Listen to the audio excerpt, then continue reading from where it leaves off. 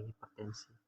Nah, apa itu hipertensi? Itu peningkatan tekanan darah sistolik lebih dari 140 mili per Hg dan tekanan darah diastolik 90 mili per Hg pada 2 kali pengukuran selang waktu 5 menit dalam keadaan cukup istirahat ketika pasien sedang diperiksa.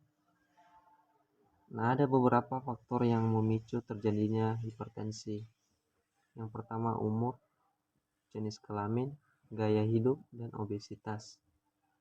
Pada umur ini itu berakibat pada arteriosclerosis, sehingga pada peningkatan tekanan darah itu berakibat pada kerusakan vaskular pembuluh darah, perubahan struktur, dan penyumbatan pembuluh darah. Dari penyumbatan pembuluh darah itu mengakibatkan yang namanya fase konstruksi. Nah, jika fase konstruksi itu meningkat, maka akan otomatis gangguan akan terjadi yang namanya gangguan sirkulasi. Nah, jika hal ini terjadi, maka organ-organ yang lain juga ikut rusak, seperti otak, ginjal, pembuluh darah, dan retina pada mata. Nah, pada bagian otak itu berakibat yang namanya resisten pembuluh darah pada otak, sehingga diagnosa yang dapat kita angkat yaitu nyeri akut. Dan jika ada penyumbatan pada pembuluh darah, otomatis suplai O2 otak menurun dan berakibat sinkrop, sehingga diagnosa keperawatan yang dapat kita angkat yaitu perfusi perifer tidak efektif. Nah, yang kedua tadi itu ginjal. Nah, ginjal itu juga mengakibatkan pada kerusakan fase konstruksi pembuluh darah pada ginjal, yang dimana Blewett aliran darah menurun. Nah, pada Blewett aliran darah yang menurun tadi itu juga berakibat pada respon RRA.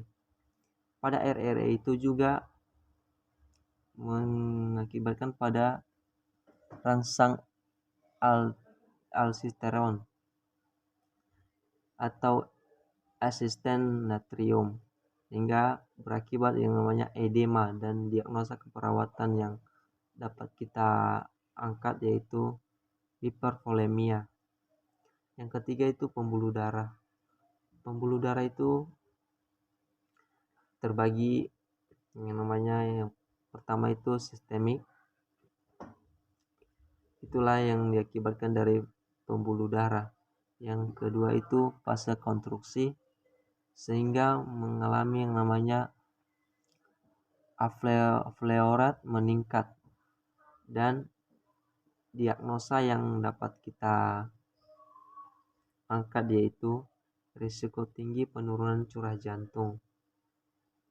Nah, pada risiko penurunan curah jantung itu mengakibatkan juga fatigue, sehingga diagnosa yang dapat kita angkat itu intoleransi aktivitas. Nah, yang kedua tadi dari pembuluh darah itu berakibat yang namanya koroner, iskemik, dan diagnosa yang dapat kita angkat yaitu nyeri akut.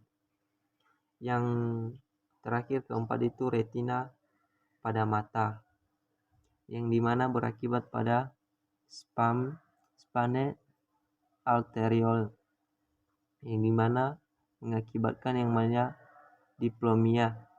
Yang diagnosa yang dapat kita angkat di situ adalah risiko jantung.